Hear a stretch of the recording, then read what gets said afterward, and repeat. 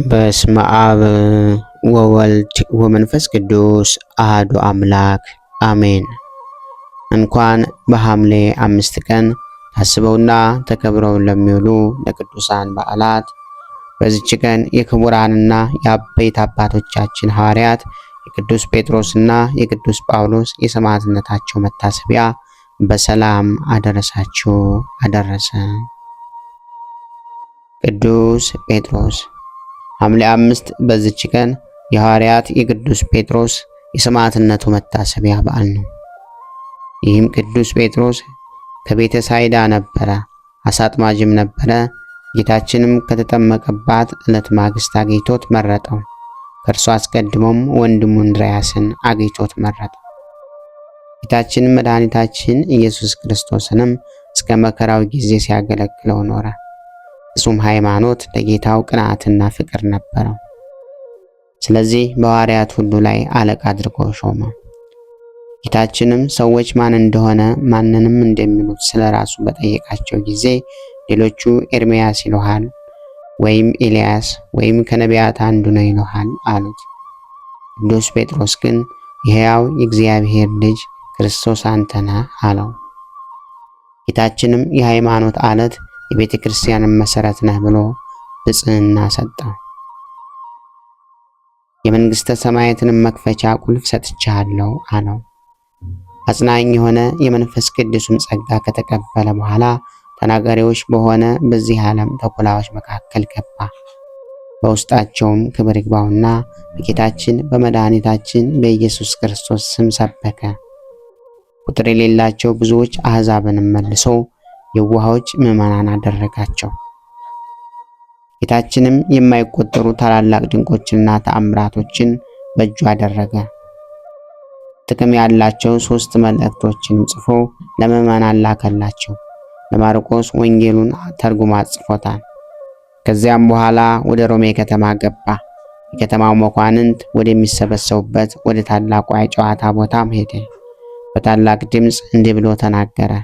የሚራሩ ብፁዓን ናቸው፣ ለእርሳቸውም ይራሩላቸዋልና። የዚህንም ተከታታይ ቃሎች ተናገረ። በዚያም ከዚያ የነበሩ 4 የድንጋይ ምሰሶዎችም በሚያስፈራ ድምፅ አሜን አሉ። የተሰበሰቡትም ይህንን ቃል በሰሙ ጊዜ ደነገጡ። አንድ ሰው ነበረ፣ ከእነዚያ ድንጋዮች ቃልን ስለሰማ ያን ጊዜ ጋኔኑ ጣለው፣ ከእርሱም ወጥቶ ሄደ። መኳንንቱም ፈርተዋልና ስለዚህ ነገር እያደነቁ ወደ ቤታቸው ገቡ። ከከተማ መኳንንቶችም ቀውስጦስ የሚባል አንዱ ወደ ቤቱ በገባ ጊዜ ስሟ አክሮስያ ለምትባል ሚስቱ ዓለምን ስለመተው ለድሆችም ስለመራራትና የመሳሰለውን ቃል ቅዱስ ጴጥሮስ እንዴት እንዳስተማረ ነገራት። እርሷን በሰማች ጊዜ በልቧ ነግታ ይህ ነገር መልካምና ድንቅ ነው አለች። ቅዱስ ጴጥሮስ ያስተማረውንም ሁሉ ያደርጉ ዘንድ በአንድነት ተስማሙ። ከዚህም በኋላ ገንዘባቸውን ሁሉ ለድሆች ሰጡ። ከዕለት ራት በቀር ምንም አላስቀሩም ነበር። ከጥቂት ቀኖችም በኋላ ንጉሡ ስለ መንግሥት ሥራ ከእርሱ ጋር ለማማከር በቶሎ እንዲደርስ ወደ እርሱ መልእክት ላከ። ቀውስጦስም ይህንም በሰማ ጊዜ ገንዘብ ስላልነበረው ፈርቶ ደነገጠ፣ ተጨነቀ። ምክንያቱም አመካይቶ ይሰወር ዘንድ ከሚስቱ ጋር ተማከረ። እሷም ግን ምክንያት አታድርግ፣ ነገር ግን ወደ ንጉሡ ሂድ፣ የጴጥሮስ አምላክ ጎዳናህን ያቀናልሃል አለችው። እርሱም ነገሯን ተቀብሎ ወደ ንጉሡ ቤት ሄደ። በመንገድም በእግዚአብሔር የታዘዘ ብዙ በረከትን አገኘ። ወደ ንጉሡም ደረሰ። ንጉሡም በደስታና በክብር ተቀበለው። ከ3 ዓመት በኋላም ወደ ቤቱ በተመለሰ ጊዜ 2 ልጆቹ የተመረዘ ውሃ ጠጥተው እነሆ ሞተው ነበር። ሚስቱም ለእርሱ መንገርን ፈራች። ብዙ ምሳሌዎችንም ከመሰለችለት በኋላ ነገረችው። በሰማ ጊዜም እጅግ አዝኖ አለቀሰ። ሚስቱም እንዲህ አለችው፣ ጌታዬ ሆይ ልባችን የሚጽናናበትን እርሱ ያደርግልናልና የቅዱስ ጴጥሮስ ፈጣሪ እግዚአብሔርን እንለምነው አለችው። ሊጸልዩም በጀመሩ ጊዜ ቀውስጦስና አክሮስያ ሆይ ደቀ መዝሙሬ የቅዱስ ጴጥሮስ ቃል ስለሰማችሁና ስለተቀበላችሁት ስለዚህ ልጆቻችሁን በሕይወታቸው ሰጣችኋለሁ የሚል ቃልን ከሰማይ ሰሙ። ያን ጊዜም ልጆቻቸው እንድነው ተነሱ። ቀውስጦስና ሚስቱም ደስ አላቸው፣ የተመሰገነ እግዚአብሔርንም አመሰገኑት። እኚህም ከሞት የተነሱ ልጆች ለቅዱስ ጴጥሮስ ደቀ መዝሙሮች ሆኑ። የአንዱ ስም ቀለሚንጦስ ነው። እርሱም ቅዱስ ጴጥሮስ ያየውንና ጌታችን በሥጋ ወደ ሰማይ በሚያርግ ጊዜ የገለጠለት ምስጢር ሁሉ የነገረው ነው። ሰዎች ሊያዩአቸው የማይገባቸውን መጻሕፍትን አስረከበው። ይህንንም ቀለሚንጦስን ሊቀ ጵጵስና ወንድሙንም ዲቁና ሾማቸው። ከዚህም በኋላ ዳግመኛ ቅዱስ ጴጥሮስ አምላክን የወለደች የንጽሕት ቅድስት ድንግል ማርያም ክብሯን በምሳሌ አየ። በቀስተ ደመና አምሳል አይቷታልና በላዩም የብርሃን ድንኳን ነበረ። በላዩም አምላክን የወለደች ቅድስት ድንግል ማርያም ተቀምጣለች። በእጆቿ ውስጥ የነበልባል ጦሮችንና ሰይፎችን የያዙ የመላእክትና የመላእክት አለቆች በዙሪያዋ ነበሩ። እንዲህም እያሉ ያመሰግኗት ነበር። ከእርሷ የድህነታችን ፍሬ የተገኘ የሰመረች የወይን ተክል አንቺ ነሽ እያሉ ማኅፀንሽ የእግዚአብሔርን በግ የተሸከመ ንጽሕት አዳራሽ አንቺ ነሽ።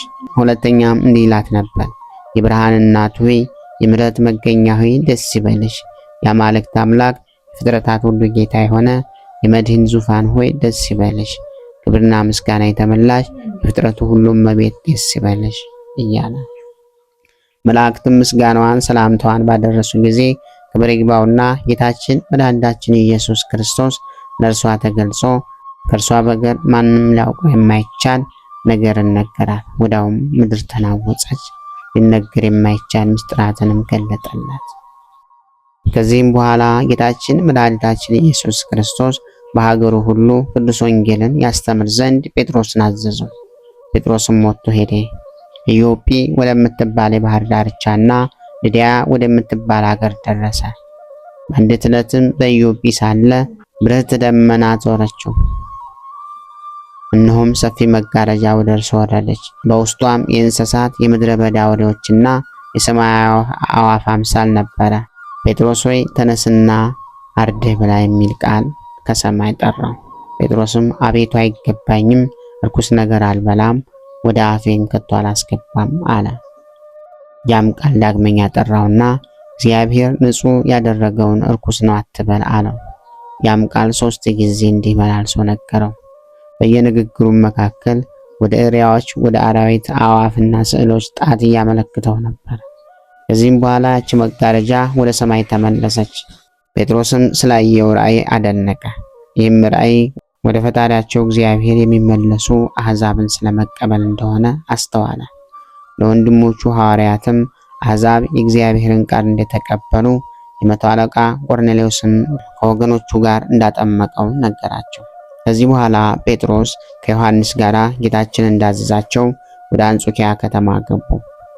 የሀገራቸውንም ሁኔታ ይጠይቅ ዘንድ ቅዱስ ጴጥሮስ ዮሐንስን ላከው። ሰዎችም ክፉ ነገርን ተናገሩት፣ ሊገድሉትም ፈለጉ። እያለቀሰም ተመለሰ፣ ሰውነቱም ተበሳጨች። ጴጥሮስም አለው፣ አባቴ ሆይ የእሊህ ጎስቋሎች ክፋታቸው እንዲህ ከሆነ ወደ ነገሥታቱና ወደ መኳንንቱ ገብተን በገጽታችን ስም በሰበክን ጊዜ ምን እንሆን ይሆን? እንዴትስ ሃይማኖት እናስተምራለን? አለው። ቅዱስ ጴጥሮስም ወዳጅ ሆይ የሕያውን ቀን መንገድ በአንዲት ሌሊት ያመጣልን እርሱ ስራችንን መልካም ያደርግልናል፣ አትፍራ አትዘንም አለው። ከዚህም በኋላ ወደ ከተማ መካከል ገብተው ክብር ይግባውና በጌታችን በኢየሱስ ክርስቶስ ስም ሰበኩ። የከተማ ሰዎችና የጣዖታቱ አገልጋዮች በእነርሱ ላይ ተሰበሰቡ። ታላቅ ድብደባንም ተደበደቧቸው፣ አጎሳቆላቸው። ግማሽ የራስ ጠጉራቸውን ላጭተው ተዘባበቱባቸው፣ አስረውም በግንብ ውስጥ ጣሏቸው። ከዚህ በኋላ ይረዳቸው ዘንድ ወደ እግዚአብሔር ጸለዩ። ወዲያውኑም ክብር ይግባውና ጌታችን መድኃኒታችን ኢየሱስ ክርስቶስ ኪሩቤልና ሱራፌል እያጀቡት ተገለጠላቸውና እንዲህ አላቸው፣ የመረጥኳችሁ ጴጥሮስና ዮሐንስ ሆይ በዘመኑ ሁሉ እኔ ከእናንተ ጋር እኖራለሁና አትፍሩ አትዘኑም። ለመዘባበቻም በራሳችሁ መካከል ስለላጯችሁ አታድንቁ። ይህም መመኪያና ክብር የክህነትና ሥርዓት ምልክት ይሆናቸዋል። ካህን የሚሆን ሁሉ ያለዚህ ምልክት ሥጋዬንና ደሜን ማቀበል አይችልምና አላቸው። ይህ ምልክት እያለው የሚሞት ካህንም ኃጢአቱ ይሰረይለታል፣ ይህን ካላቸው በኋላ ከእርሳቸው ዘንድ በክብር አረገ። ከዚህም በኋላ ቅዱስ ጳውሎስ መጥቶ ዮሐንስን ተገናኘ። የዚህ ሀገር ሰዎች ያደረጉበት ምንድን ነው አለው። እርሱም ስለ እኔ አታድንቅ፣ የሐዋርያትንም አለቃ በእኔ ላይ ባደረጉት አምሳል አድርገውታልና አለ። ጳውሎስም አጽናናቸው፣ እንዲህም አላቸው፣ እኔ በጌታችን ፈቃድ ወደ ከተማ ውስጥ ገብቼ እናንተንም አስገባችኋለሁ አለ። ከዚህ በኋላ ቅዱስ ጳውሎስ ሄዶ ምክንያትን ፈጠረ። ጣዖቶቻቸውን እንደሚያመልክ መስሎ ሐዋርያትን እንዳቀረቡለትና ስለ ስራቸው እንዲጠይቃቸው የከተማውን መኳንንት አነጋገራቸው። መኳንንቱም ወደ ጳውሎስ እንዲያቀርቧቸው አዘዙ። በቀረቡም ጊዜ ጳውሎስ ስለ ስራቸው ጠየቃቸው። እነርሱም ድንቆችንና ተአምራቶችን ለሚያደርግ ለክርስቶስ ኢየሱስ ደቀ መዝሙሮች እንደሆኑ ነገሩት። ዳግመኛም እናንተ እንደርሱ ማድረግ ትችላላችሁን አላቸው። እነርሱም አዎ አሉ። በእርሱ ስም ሁሉን ስራ መስራት እንችላለን አሉት። ከዚህም በኋላ ከእናቱ ማኅፀን እውር ሆኖ የተወለደውን ዓይኑን አበሩ። የንጉሡንም ልጅ ከሞተ በ3 ወሩ ሥጋውን ከተበላሸ በኋላ ከመቃብር አስነሱት። ንጉሡና የከተማ ሰዎችም ሁሉ ክብር ይግባውና በጌታችን በመድኃኒታችን በኢየሱስ ክርስቶስ ስም አመኑ። ጴጥሮስም ምድሩን ረግጦ ውሃን አፈለቀ። በአብ በወልድ በመንፈስ ቅዱስ ስም አጠመቋቸው። በቀናች ሃይማኖትም እንዲጸኑ አደረጓቸው። ከዚህ በኋላ በሎዶቅያ ያሉ ምዕመናን የቂሳሮስ ባህር ከወሰኑ አልፎ ብዙ ሰዎችን ከአትክልት ቦታዎቻቸው ከከብቶቻቸው ጋር እንዳሰጥማቸው ወደ ቅዱስ ጴጥሮስ ላኩ። ጴጥሮስም ተወዳጅ ዮሐንስን ወደ እነርሱ ላከ። ዮሐንስም ወደ እነርሱ ሲጓዙ በጎዳና በግ አገኘ። በጉንም እንዲህ ብሎ ላከው፣ ወደ ቂሳሮስ ወንዝ ሄደህ የክርስቶስ ደቀ መዝሙሩን ወደ አንተ ልኮኛል። ወደ ቀድሞው ወሰን ተመልሰህ ትገባ ዘንድ አንተ በእግዚአብሔር ቃል የታሰርክ ነህ ብሎሃል በለው አለ። ያን ጊዜም በጉ ሄዶ እንዳዘዘው አደረገ። ወንዙም ሸሽቶ ቦታው ተመለሰ። ቁጥር የሌላቸው ብዙዎችም የከተማ ሰዎችም ይህንን አይተው በጌታ አመኑ። ከዚህ በኋላ ቅዱስ ጴጥሮስ አልፎ ወደ ሮሜ ከተማ ገባ። በዚያም ሥራ መስሪው ሲሞን ተቃወመው። እርሱንም ከአየር ላይ አውርዶ ጥሎ አጠፋው። ይህንንም ድንቅ ሥራ አይተው ብዙዎች ሕዝቦች አመኑ። የከተማው ገዥ የአቅርጶስ ቁባቶችም የቅዱስ ጴጥሮስን ትምህርት ተቀበሉ። ሌሎችም የከበሩ ብዙዎች ሴቶች ትምህርቱን በመቀበል ከባሎቻቸው ርቀው ንጽሕናቸውን ጠበቁ። ስለዚህም ነገር ቅዱስ ጴጥሮስ እንዲገድሉት የሮሜ መኳንንት ተማከሩ። የአልታቤዎስ ሚስትም እንዳይገድሉት ከሮሜ ከተማ ወጥቶ እንዲሄድ ወደ ቅዱስ ጴጥሮስ ላከች። ምዕመናን ወንድሞችም ውጣ አሉት። እርሱም ቃላቸውን ተቀበለ። ትጥቁንም ለውጦ ከከተማቸው ወጣ።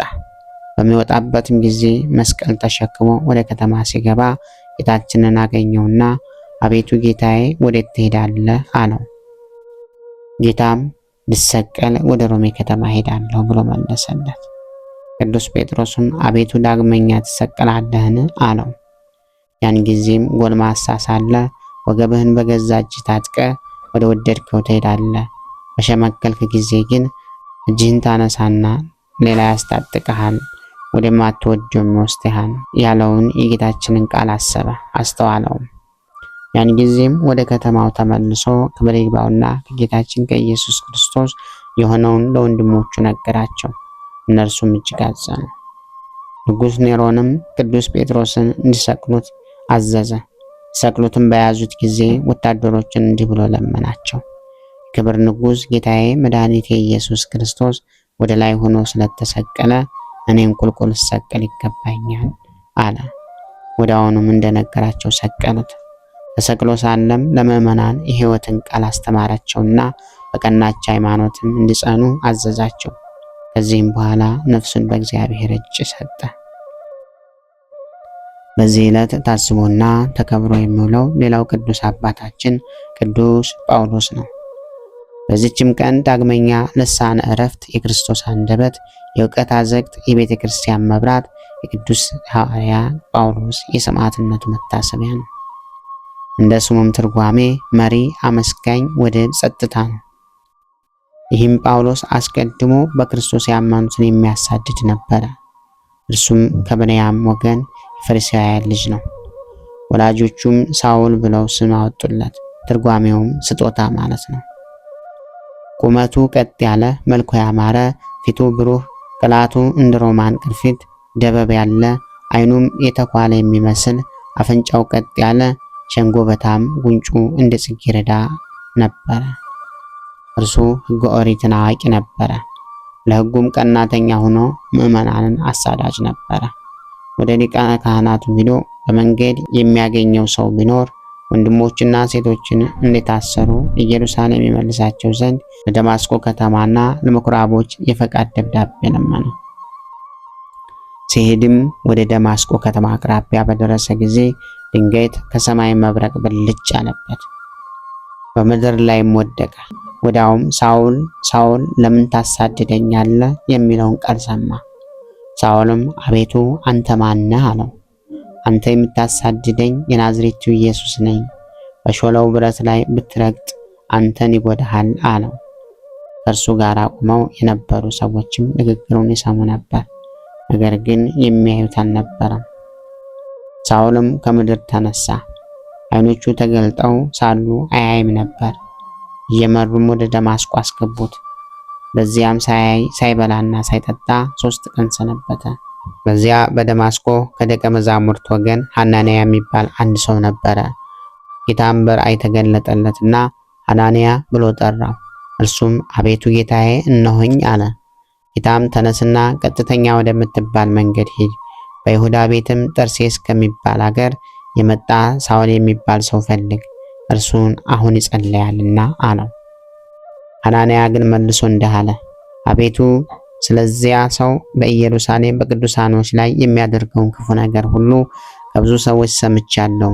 ወደዚህም ከካህናቱ አለቃ አስፈቅዶ የመጣ ስምህን የሚጠሩትን ሁሉ ሊያስር ነው አለው።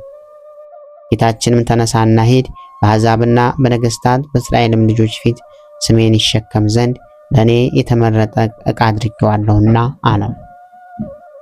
እኔም ስለ ስሜ መከራ ይቀበል ዘንድ እንዳለው አሳየዋለሁ። ያን ጊዜም ሐናንያ ሄደ፣ ወደ ቤቱም ገባ። ወንድሜ ሳውል በመንገድ ስትመጣ የታየህ ጌታችን መድኃኒታችን ኢየሱስ ክርስቶስ ታይ ዘንድ የመንፈስ ቅዱስንም ጸጋ ይሞላብህ ዘንድ ወደ አንተ ልኮኛል አለው። ያን ጊዜም የሸረሪት ድር የመሰለ ከዓይኖቹ ላይ ተገፎ ወደቀ፣ ዓይኖቹም ተገለጡ። ወዲያውም አየ፣ ተነስቶም ተጠመቀ፣ እህልም በልቶ በረታ። ከደቀ መዛሙርትም ጋር በደማስቆ ጥቂት ቀን ሰነበተ። በዚያው ጊዜ የእግዚአብሔር ልጅ ነው ብሎ ስለ ኢየሱስ ክርስቶስ ሰበከ፣ አስተማረም። የሰሙትም ሁሉ አደነቁ፣ እንዲህ አሉ፣ በኢየሩሳሌም ይህ ስም የሚጠሩ ሁሉ ያሳድድ የነበረው ይህ አልነበረምን? ወደዚህ የመጣው እያሰረ ወደ ሊቀ ካህናቱ ሊወስዳቸው አይደለምን? አሉ። አጽናኝ መንፈስ ቅዱስም አደረበት፣ እውነተኛውንም ሃይማኖት ግልጽ አድርጎ አስተማረ። ለኦሪት ሕግ የሚቀና እንደነበረ እንዲሁ ክብር ይግባውና ጌታችን መድኃኒታችን ኢየሱስ ክርስቶስ ለሰራት ሕገ ወንጌል እጥፍ ድርብ ቅንዓትን የሚቀና ሆነ። ከዚህም በኋላ በአገሮች ሁሉ ዞሮ ሰበከ፣ በጌታችንም ስም ሰበከ። ድንቆችና ተአምራትንም አደረገ። ቁጥር የሌላቸው ብዙዎችን አሕዛብንም አሳመናቸው። ነገር ግን ብዙ ጊዜ በመገረፍ በመደብደብና በመታሰር ብዙ መከራ ደረሰበት። መከራውንም ሁሉ ታግሶ በሁሉ ቦታ ዞሮ አስተማረ። በሐዋርያት ሥራ መጽሐፍ እንዴት ተጻፈ? እግዚአብሔርን ሥራ ሲሰሩ ሲጾሙና ሲጸልዩ መንፈስ ቅዱስ እኔ እነርሱን ለመረጥሁለት ሥራ ሳውልንና ባርናባስን ለዩልኝ አላቸው። ከዚህም በኋላ ጾመውና ጸልየው እጃቸውንም በራሳቸው ላይ ጭነው ሾሟቸው። ከመንፈስ ቅዱስም ተሹመው ወደ ሴዶቅያ ወረዱ። በደሴቱም ሁሉ ሲዘዋወሩ ጳፉ ወደምትባል አገር ደረሱ። በዚያም ሐሰተኛ ነቢይ የሆነ ስሙ ብርያሱስ የሚባል አንድ እስራኤልኛ ይሁዳዊ ሰው አገኙ። እርሱም ሰርግዮስ ጳውሎስ ከሚባል ብሩህ ሰው ከሆነ አገር ገዥ ዘንድ የነበረ ነው። የእግዚአብሔርን ቃል ሲሰማ ወደ በርናባስና ሳውልን ጠራቸው። የስሙ ትርጓሜ እንዲህ ነበርና ኤልማስ የሚሉት የእስራኤልኛ ሰው ይከራከራቸው ነበረ። ገዢውንም ማመንን ሊከለክለው ወዶ ነበር። ጳውሎስ በተባለ ሳውል ላይ መንፈስ ቅዱስ መላበት። አተኩሮም ተመለከተው። ኃጢአትንና ክፋትን ሁሉ የተመላ የሰይጣን ልጅ፣ የጽድቅ ሁሉ ጠላት ሆይ የጸናውን የእግዚአብሔርን መንገድ እያጣመምክ ተው ብትባል እምቢ አልክ። እነሆ አሁን የእግዚአብሔር እጅ በአንተ ላይ ትቃጣለች፣ ትታወራለህ፣ እስከ ዕድሜ ልክም ፀሐይን አታይም አለው። ወዲያውኑም ታወረ፣ ጨለማም ዋጠው። የሚመራውንም ፈለገ። አገረ ገዢውም የሆነውን አይቶ ደነገጠ፣ በጌታችንም አመነ። ከዚህ በኋላ ሄደው ወደ ሊቃኦንም ከዚያም ወደ ልስጥራንና ደርቤን ከተማ ወደ አውራጃውም ሁሉ ገብተው አስተማሩ። በልስጥራን ከተማም ከእናቱ ማህፀን ጀምሮ እግሩ ልምሾ የሆነ አንድ ሰው ነበረ። ተቀምጦ ይኖር ነበር እንጂ ልምሾ ከሆነ ጀምሮ ቆሞ አይሄድም ነበር። ጳውሎስንም ሲያስተምር አደመጠው። ጳውሎስም ተመልክቶ ሃይማኖት እንዳለው እንደሚድንም ተረዳ። ድምፁንም ከፍ አድርጎ በጌታችን በመድኃኒታችን በኢየሱስ ክርስቶስ ስም ተነስና ቀጥ ብለህ ቁም እልሃለሁ አለው። ወዲያውኑ ተነስቶ ሄደ። አሕዛብም ጳውሎስ ያደረገውን አይተው በጌታችን አመኑ። እርሱም በዚያ ሳለ አይሁድ ከአንጾኪያና ከኢቆንያ መጥተው ልባቸውን እንዳስጨከኑባቸው አሕዛብንም አባበሏቸው። ጳውሎስንም በድንጋይ ደበደቡት፣ ወጥተው ወደ ውጭ አወጡት።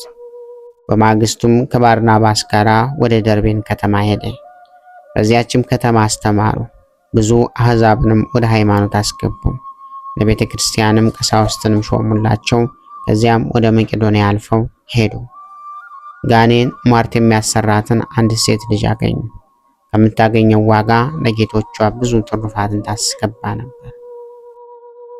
እነዚህ ሰዎች የልዑል እግዚአብሔር አገልጋዮች ናቸው፣ የሕይወትንም መንገድ ያስተምሯቸዋል ብላ እየጮኸች ከጳውሎስ በኋላ ተከተለች። ብዙ ቀንንም እንዲሁ ታደርግ ነበር። ጳውሎስንም አሳዘነችው። መለስ ብሎ መንፈስ ርኩስን በጌታችን በኢየሱስ ክርስቶስ ስም እንድትወጣ አዝዣለሁ አለው። ወዲያውኑም ተዋት። ከዚህ በኋላ ሐለብ ከሚባል አገር ደረሰ። የጢሞቴዎስን እናት ስሟ በድሮን የምትባል ከሞት አስነሳት። በዚያም ያዙት። በዚያች አገር ጣዖትም ሊሰዉት ወደው በሚነድ እሳት ውስጥ ጨመሩት። ስለ እነርሱም እየማለደ እጆቹን በመስቀል ምልክት አምሳያ ዘረጋ። አሕዛብን ባዩት ጊዜ ስለዚህ ድንቅ ሥራ አደነቁ። እሳት መካከልም እንደወጣ ማለዱትም። ምንም ሳይነካው ወጣ፣ ሰገዱለትም። ክብር ይግባውና በጌታችን አመኑ። የአገሩ ሹም አርስጦስም አመነ። 7ቱ የጣዖት ካህናቶች ግን ሸሽተው ተሰወሩ። ቅዱስ ጳውሎስም በጭላት አምሳል የተቀረጸውን ምስል ጠራው። ምስሉም በአንበሳ ምሳሌ መጥቶ በምኩራብ መካከል በጳውሎስ ፊት ቆመ። ቅዱስ ጳውሎስም የሚያመልኩ ካህናቶች ወዴት አሉ አለው። አንበሳውም ያሉበትን እስክነግርህ ድረስ ጌታዬ ጥቂት ታገሰኝ አለው። ካህናቱም ወደ ተሸሸጉበት ሄዶ አንዱን አንገቱን በአፉ ይዞ እየጎተተ አምጥቶ እንደ በድን በአደባባይ መካከል ጣለው። 7ቱም እንዲህ እያንዳንዱ እየጎተተ አመጣቸው። ሕዝቡም ሊገድሏቸው ወደዱ። ጳውሎስም ዛሬ በዚች ከተማ ማዳን እንጂ መግደል አይገባም አለ።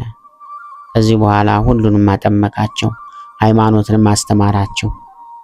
ያንንም አንበሳ የሆነ የጭላት ምስል አንበሳ ሆይ አትፍራ፣ ስላገለገልከኝ እስከምሻ ድረስ ኑሮህ በበረሃ ይሁን አለው። ያን ጊዜም በረሃ ሄደ። ጳውሎስም ከዚያ ተነስቶ አካ ወደሚባል ከተማ ሄደ። ስክንጥስ ከሚባል ደቀ መዝሙርም ጋር ተገናኘ። አይሁድም ዜናውን ሰምተው ከአሕዛብ ጋር ተሰባሰቡ። ይዘውም ጭንቅ የሆነ ስቃይን አሰቃዩት። ዳግመኛም 2 በሮችን አመጡ። ከስክንጥስ ጋር አስረው በከተማ ጥጋጥግ በስለታም ድንጋይ ላይ አስጎተቷቸው። ደማቸውም እንደ ውሃ ፈሰሰ። አጥንቶቻቸውም እስከሚታይ ድረስ ስጋቸው ተቆራረጠ። ወደ ጌታ ጸለዩ። ያን ጊዜም በሮቹ ከሚረዳቸው ጋር ድንጋይ ሆኑ። ሕዝቡም ባዩ ጊዜ ለመኮንኑ ነገሩት። እርሱም ተቆጣ። ወደ እርሱም እንዳቀርቧቸውና በድንጋይ እንዲወግሯቸው አዘዘ። በቅዱስ ጳውሎስም ላይ እጅግ ተቆጥቶ አንተ የሥራይ ሰው እነሆ አሰቃይሃለሁ አለው። በበሬ ቅርጽ የተሰራ 2 የናስ ቀፎዎችንም ያመጡ ዘንድ አዘዘ። ዝፍት ሙጫና ዲኝ አምጥተው በውጭ ቀላቅለው 2ቱን የናስ ቀፎዎች በውስጥም በውጭም ቀባቸው። ሐዋርያትም በውስጡ ጨምረው በእሳት ምድጃ ውስጥ አስገባቸው። 3 መዓልትና 3 ሌሊትም እሳት አነደዱባቸው። መድኃኒታችንም ክርስቶስም ከመላእክቶቹ ጋር መጣ። እሳቱንም ከዚህ ፈልሶ ወደ ከተማው ውስጥ ገብቶ የከተማውንም ሰዎች ሁሉ እንዲከባቸው አደረገው። በተጨነቁም ጊዜ ጮኹ፣ አለቀሱም። መዳን ከፈለጋችሁ ፈጥናችሁ በአደባባዩ በአንድነት ተሰብሰቡ የሚል ቃል ከሰማይ ጠራቸው። ጳውሎስም ወደ በረሃ አሰናብቶት የነበረውን አንበሳ መጣ። ጳውሎስ በስሙ በሚያስተምርበት በጌታችን በኢየሱስ ክርስቶስ እመኑ እያለ ጮኸ። ከዚህ በኋላ ወደ እሳቱ ምድጃ ተመልሶ ጳውሎስንና ስግንጥስን ከእሳቱ ውስጥ ውጡ አላቸው። ያን ጊዜም የራሳቸው ጠጉር እንኳ ሳይቀነብር ወጡ። በላያቸው ላይ የቃጠሎ ሽታ የለም። ይህንንም ድንቅ ሥራ አይተው በጌታችን በናዝሬቱ ኢየሱስ ክርስቶስ እናምናለን እያሉ ጮኹ። ከዚህ በኋላ በአብ በወልድ በመንፈስ ቅዱስ ስም አጠመቃቸው። ስክንስንም ቅስና ሾመላቸው። ከዚህ በኋላም ከሐዋርያት ፊልጶስ ጋር ወደ 2 ሀገሮች በሄደ ጊዜ በዚህም በጌታችን ስም ሰበኩ። የሀገሩ አለቆችም ያዟቸው፣ እጆቻቸውንና እግሮቻቸውን አሰሯቸው። በአንገቶቻቸውም የብረት ሰንሰለቶችን አስገቡ። ራሳቸውን የሚሸፍን የብረት ቆብን አሰሩላቸው። በእጅና በመሃል እጆቻቸው በክንዶቻቸው እያንዳንዱ የብረት እጅ ጨመሩ። ከብረቶቹም ጋር ቸነከሯቸው። ሁለተኛም እስከ አንገት የሚደርስ በትከሻ አምሳል ሰሩ። በፊትና በኋላም ቸነከሯቸው። ደግሞም መላ አካላቸውን የሚከብና ከአካላቸው ምንም እንዳይታይ የሚሸፍን የብረት ሰሌዳ ሰሩ። ከወገቦቻቸውም ጋር ቸነከሯቸው። ችንካሮችም ተረከዛቸውን ነድለው ወደ ጭናቻቸው እስከሚደርሱ እስካቆስሏቸው ድረስ የብረት ጫማ ሰርተው እግሮቻቸውን ቸነከሩ። ደግሞ በመሸፈኛ አምሳል የብረት ሰናፍል ሰሩ። ቀማሚዎችም መጡ። 1 መክሊት የሚመዝን እርሳስንም አመጡ። ታላቅ የብረት ጋንንም 7 ልጥር የሰሊጥ ቅባት አመጡ። ስቡንና አድሮማሩን የእሳቱንም ኃይል አብዝቶ የሚያነደውን ቅመሙን ከሙጫና ከድኙ ጋር ቀላቀሉ። ከዋርካና ከቁልቋል ከቅንጭብም ደም 7 ልጥር 1 የወይን አረግና ቅባት ያላቸው እንጨቶችን ሁሉ አመጡ። በጋን ውስጥ ያበሰሉትንም ያሟሙትንም ልዩ ልዩ ቅመሞች አምጥተው ከስጋቸው ጋር እስከሚጣበቅ በቅዱሳን ሐዋርያት ስጋ ላይ ባሉት ሰሌዳዎች ውስጥ ጨመሩበት። በእግራቸው እስከ ራሳቸው ከፍ ከፍ እስከሚል ድረስ በእሳት ያቃጠሉትን ያንን እርሳስ ጨመሩ። ርዝመቱ 15 ክንድ በሆነ ወፍራም የጥድ ምሰሶ ላይም አቆሟቸውና ከበታቻቸው ፍሬ በሌለው በወይን ሐረግና በተልባ እሳቱን አቀጣጠሉ። እያንዳንዱ የእሳት ነበልባል ከስጋቸው በላይ ከፍ ከፍ አለ። ሐዋርያት ግን ወደ እግዚአብሔር ይጸልዩ ነበር። ከመኳንንቱም በአንድ ልብ ርኅራኄ ያሳደረና እንዲፈቷቸው አዘዘ። ፈቷቸው። በፈቷቸውና ሰሌዳውን ከስጋቸው ላይ ባስወገዱ ጊዜ ቆዳቸው ተገፈፈና ከብረቱ ሰሌዳዎች ጋር ወጣ። ብዙ ደምም ከስጋቸው ፈሰሰ። ሰይጣንም በከተማው ሰዎች ልብ አደረና ሐዋርያትን ወደ እሳት ውስጥ መለሷቸው። ያን ጊዜ ጌታችን ወርዶ የእሳቱን ነበልባል አጠፋው። ዝናብም የተመላች ብርት ደመናን መታ ቅዱሳን ሐዋርያትን ከበበቻቸው። ከዚያችም ሀገር አንድ ጊዜ በድንጋይ በመወገር አንድ ጊዜም በፍላጻ በመነደፍ ተሰቃዩ። ከዚያም በኋላ ሙታንን ባነሱ ጊዜ የከተማው ሰዎች ሁሉ አመኑ፣ አጠመቋቸው። ቤተክርስቲያንም ሰሩላቸው፣ ካህናትንም ሾሙላቸው። በቀናች ሃይማኖትም እስቲጸኑ አስተማሯቸው። ከዚያም ወጥተው ጌታችን ወዳዘዘባቸው ወደ ሌላ ሀገር ሄዱ። ክብር ይግባውና ጌታችን መድኃኒታችን ኢየሱስ ክርስቶስ ለጳውሎስ ተገለጸለትና የመረጥኩ ጳውሎስ ሆይ ሰላም ላንተ ይሁን። መታሰቢያ የሚያደርገውን በውስጧ የሚጸልዩን ስለትና መባንም የሚሰጠውን በመታሰቢያም ቀን ለድሆች የሚመጸውተውን ሁሉ ካንተ ጋራ በመንግስተ ሰማያት አኖራቸዋለሁ አለው። በስምህ የታነጹትንም አብያተ ክርስቲያናት መላእክቶችን እንዲጠብቋቸው አደርጋቸዋለሁ ብሎ ቃል ኪዳንን ሰጠው። በመለኮታዊ አፉን ሳመውና ከእርሱ ዘንድ ወደ ሰማያት በክብር አረገ። ከዚህም በኋላ እልዋሪቆስ ወደምትባል ታላቅ ሀገር እስከሚደርስ በብዙ አገሮች ውስጥ ተመላለሰ። እዚያም የብርሃን እናት እመቤታችን ቅድስት ድንግል ማርያም ተገልጻለት አረጋጋቸው፣ ረዳቸውም።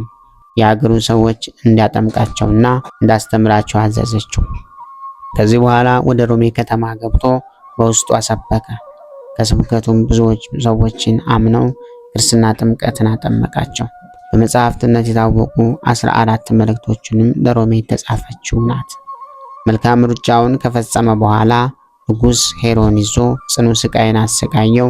ራሱንም በሰይፍ እንዲቆርጡት ለሰያፊ ሰጠው። ከሰያፊውም ጋር አልፎ ሲሄድ ለንጉሥ ኔሮን ዘመዶቹ የሆነች አንዲት ብላቴና አገኘችው። እርሷም ክብር ይግባውና በጌታችን ያመነች ነበረች። ስለ እርሱም አለቀሰች። እሱ ግን መጎናጸፊያሽን ስጪኝ፣ እኔም ዛሬ እመልስልሻለሁ አላት። እርሷም መጎናጸፊያዋን ሰጠችውና ራስ ወደሚቆርጡበት ቦታ ሄደ። ለሰያፊውም ራሱን ባዘነበለ ጊዜ በመጎናጸፊያው ፊቱን ሸፈነ። ሰያፊውም የቅዱስ ጳውሎስን ራስ ቆርጦ በዛች ብላቴና መጎናጸፊያ እንደገደለው ለንጉሡ ሊነግረው በተመለሰ ጊዜ ያቺ ብላቴና አገኘችው። ያ ጳውሎስ ወዴት አለ አለችው። ራስ ወደሚቆረጥበት ቦታ ወድቋል፣ ራሱን በመጎናጸፊያሽ ተሸፍኗል አላት። እርሷም እንዲህ ብላ መለሰችለት፣ ዋሽተሃል። እነሆ ጴጥሮስና ጳውሎስ በእኔ ዘንድ አልፈው ሄዱ። እነርሱም የመንግስት ልብሶቻቸውን ለብሰዋል፣ በራሳቸውም ላይ በዕንቁ የተጌጡ ዓይንን የሚበዘብዙ አክሊላትን አድርገዋል። መጎናጸፊያን ስጡኝ አለችው። እርሷም እነኋት ተመልከታት ብላ ለዚያ ሰያፊ አሳየችው። እርሱም ጋር ለነበሩት አሳየቻቸው። አይተውም አደነቁ። ስለዚህም ክብር ይግባውና በጌታችን በኢየሱስ ክርስቶስ አመኑ። የዚህም ሐዋርያ ጳውሎስ ተአምራቶቹ ቁጥር የሌላቸው እጅግ የበዙ ናቸው። እግዚአብሔር ምስጋና ይሁን። ያንም በቅዱሳኑ ሐዋርያት ጸሎት ይማሩን። በረከታቸውም የቅዱሳን ሐዋርያት ቤተክርስቲያን ልጆች ጋር ይኖር ለዘላለሙ አሜን። ክብር ምስጋና ይሁን አንድ አምላክ ለሚሆን ለአብ ለወልድ ለመንፈስ ቅዱስ ስም እስከ ዘላለሙ አሜን። ጌታ ሆይ ከብልጽግናቸው ብዛት የተነሳ ብዙ መባን ካገቡት ይልቅ የድሃይቱን አነስተኛ መባ እንደተቀበልክ ለሁል ጊዜ የሚያገለግሉህን አላፍ መላእክት እያሳሰብኩ በችግሬ ጊዜ የማቀርብልህን ምስጋና ተቀበል። እናንተም ቅዱሳን ነቢያት፣ የወንጌል ሰባኪያን ሐዋርያት፣ ሰማዕታትና ጻድቃን፣ ትጉሃን መላእክት፣ ፍጹማን ደናግል እንዲሁም ደጋጎች መነኩሳት ወይ ልጅ አዋቂ ሳይለይ የምንሰበሰብበትን የጉባኤ ቦታ ባርኮ ይህንን መጽሐፍት አዘጋጅቶ ብራና ዳምጦ የጻፈውና ያጻፈውን ከግዕዝ ወደ አማርኛ የተረጎመውን ቃለ ንባቡን በእርጋታ መንፈስና በተመስጦ ሕሊና ያዳመጠ በደለኛን ሁሉ የምታስምር የጌታ እናቱ በማርያም ጸሎት ኢየሱስ ክርስቶስ ሆይ በአንድነት ይማረን። ኢየሱስ ክርስቶስ ሆይ በአንድነት ይማረን። ኢየሱስ ክርስቶስ ሆይ በአንድነት ይማረን። ክብር ምስጋና ይሁን አንድ አምላክ ለሚሆን ለአብ ለወልድ ለመንፈስ ቅዱስ ስም እስከ ዘላለሙ አሜን። ወስብሐት ለእግዚአብሔር ወለወላዲቱ ድንግል ወለመስቀሉ ክቡር። ይቆየን።